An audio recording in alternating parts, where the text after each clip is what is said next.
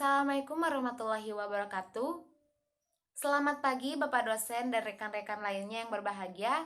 Pertama-tama marilah kita panjatkan puji syukur kepada Allah Subhanahu wa taala karena telah memberikan rahmat kesehatan dan keselamatan sehingga kita dapat bertemu secara virtual pada hari ini.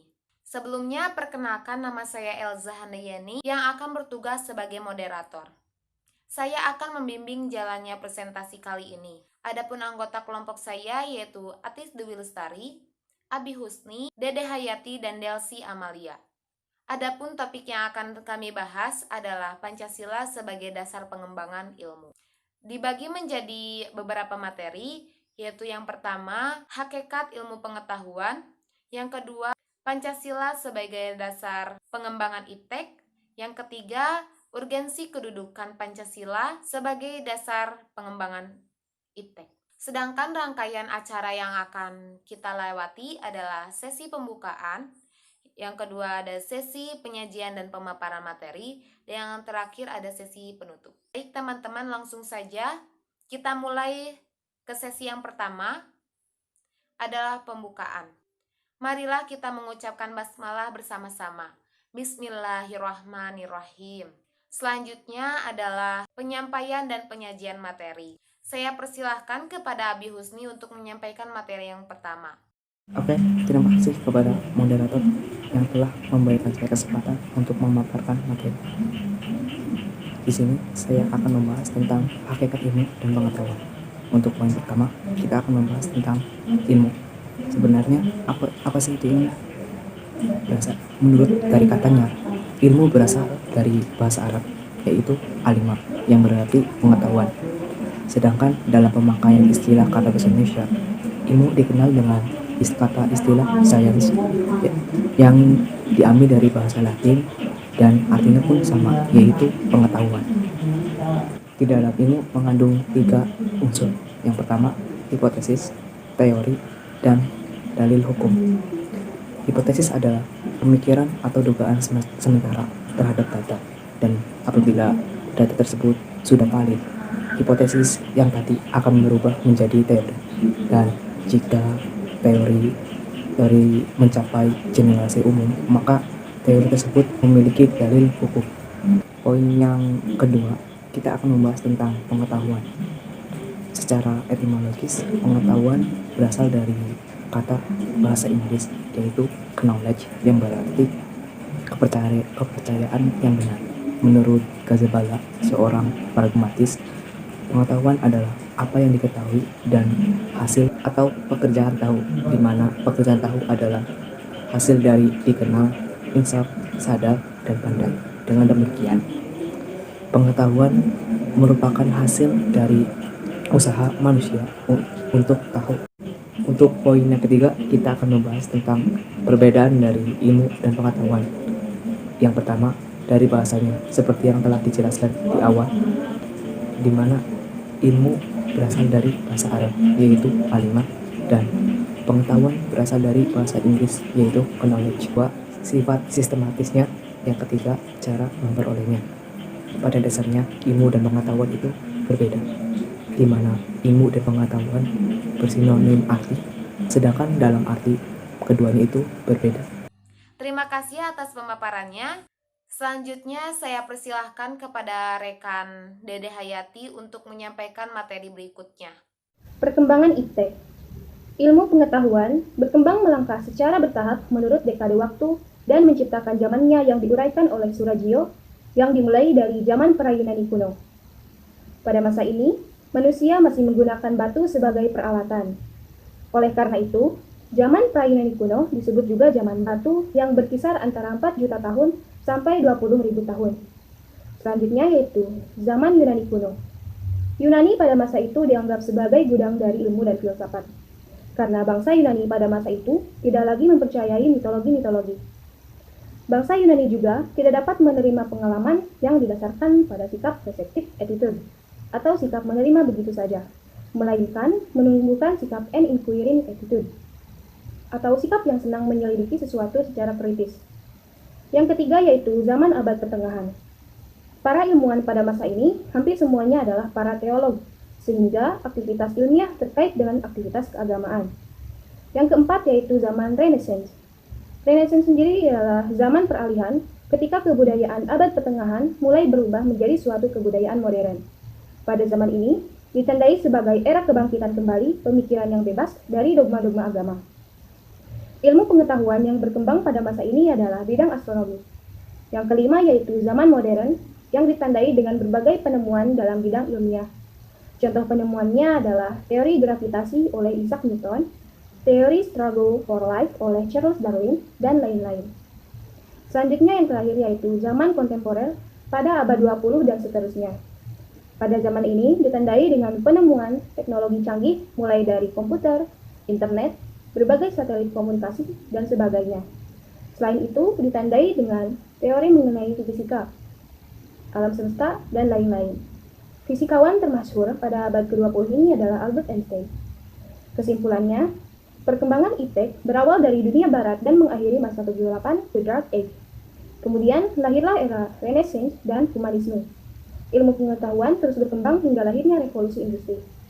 Terima kasih atas pemaparannya. Selanjutnya saya persilahkan kepada rekan Atis Dwi Lestari untuk menyampaikan materi berikutnya.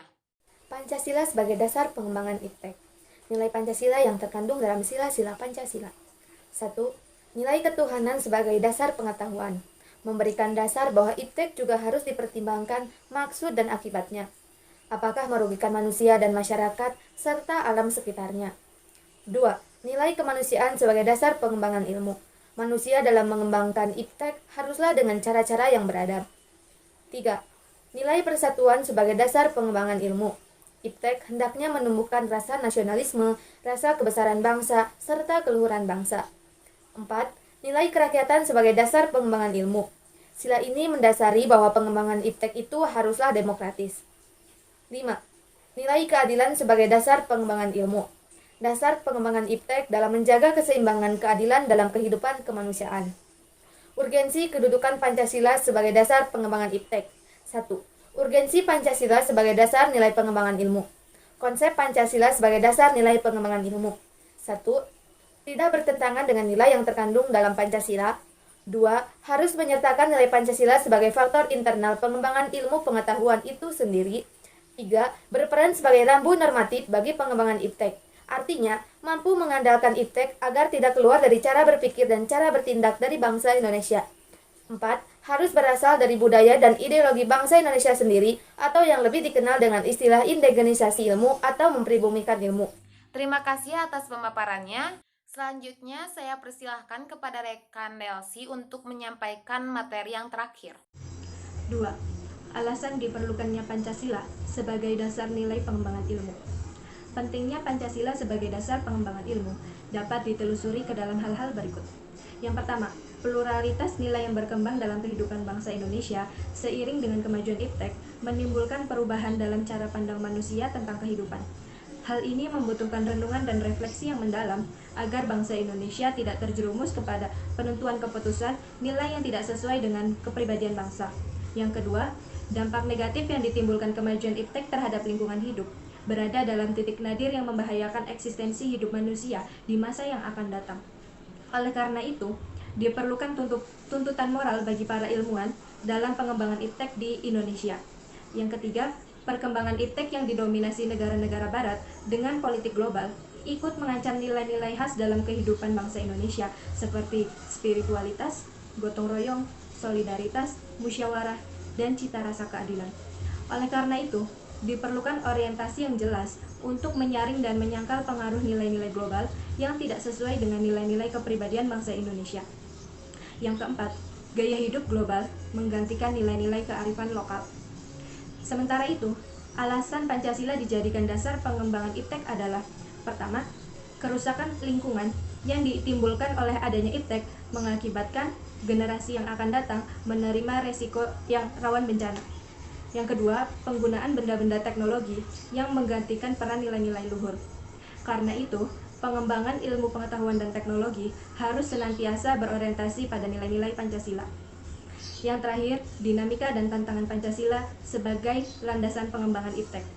Pancasila sebagai landasan pengembangan ilmu belum dibicarakan secara eksplisit oleh penyelenggara negara sejak Orde Lama sampai era Reformasi. Para penyelenggara negara pada umumnya hanya menyinggung masalah pentingnya keterkaitan antara pengembangan ilmu dan dimensi kemanusiaan. Sementara itu, ada beberapa tantangan terhadap Pancasila sebagai dasar pengembangan iptek di Indonesia. Yang pertama, kapitalisme menguasai perekonomian dunia, termasuk Indonesia. Akibatnya, ruang bagi penerapan nilai-nilai Pancasila sebagai dasar pengembangan ilmu menjadi terbatas. Dan yang kedua, globalisasi menyebabkan lemahnya daya saing bangsa Indonesia dalam pengembangan iptek. Sehingga dibandingkan dengan negara-negara lain, Indonesia lebih berkedudukan sebagai konsumen daripada produsen. Dan yang ketiga, konsumerisme menyebabkan Indonesia menjadi pasar bagi produk negara lain yang lebih maju. Dan yang terakhir, pragmatisme yang berorientasi pada 3 ciri, yaitu keberhasilan, kepuasan, dan hasil, mewarnai perilaku kehidupan sebagian besar masyarakat Indonesia. Terima kasih atas pemaparan materinya. Adapun yang ingin saya sampaikan yaitu adanya hubungan Pancasila dengan akuntansi. Salah satunya pada skala makro akuntansi berfungsi membantu keputusan khususnya dalam penentuan kebijakan-kebijakan sosial yang dalam implementasinya membutuhkan alokasi anggaran yang tepat. Karena penentuan kebijakan skala makro ini harus dapat mengakomodasi kepentingan publik. Maka akuntansi harus memberikan informasi yang netral sehingga tidak hanya kepentingan pihak-pihak tertentu saja yang terakomodasi. Hal tersebut merupakan penerapan nilai sila keempat dalam Pancasila. Kemudian pelaksanaan dari kebijakan sosial yang telah diambil bertujuan untuk mewujudkan kesejahteraan publik secara merata dan tidak timpang baik pada wilayah maupun golongan tertentu. Yang terakhir ada pula kesan-kesan atau evaluasi selama perkuliahan di matkul pendidikan Pancasila dari awal sampai akhir. Kesan saya selama mengikuti pembelajaran pendidikan Pancasila dan kewarganegaraan adalah memberikan saya informasi dan pengetahuan baru tentang sistem daring yang melalui metode-metode dan sistematis yang telah diajarkan oleh Bapak Kosasih Adi Saputra. Untuk evaluasinya dari saya tidak ada, dan saya mengucapkan terima kasih atas ilmu yang telah diberikan. Kesannya, cara Pak Adi Kosasih mengajar itu bagus, tidak textbooks, jadi mudah dipahami. Kesan saya adalah proses pembelajaran yang dikemas dengan menarik sehingga tidak menimbulkan efek bosan dalam mengikutinya. Evaluasi mungkin akan lebih baik jika menggunakan Zoom meeting karena materi yang disampaikan dapat tersampaikan secara detail.